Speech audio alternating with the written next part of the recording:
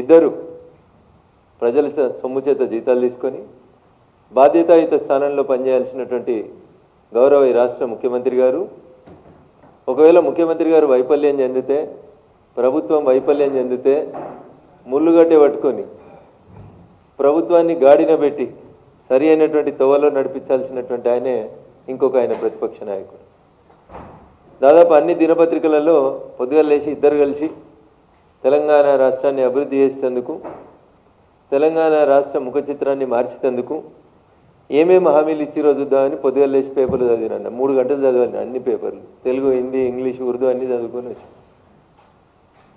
ఒక ఆయన అంటాడు నా సాగు కోరుతున్నారు అని సంగతి చూస్తా అంటాడు. ఇంకొక ఆయన అంటాడు వాళ్ళకి ప్రతిపక్ష హోదా రాకుండా చేస్తా నేను, లేకపోతే నా పేరు మార్చుకుంటా అంటాడు. అన్న నువ్వు పేరు మార్చుకుంటే ఈ రాష్ట్ర ప్రజలకి ఏం రాదు, ఆయన సచ్చినా మాకేం రాదు, బతికినా మాకేం రాదు.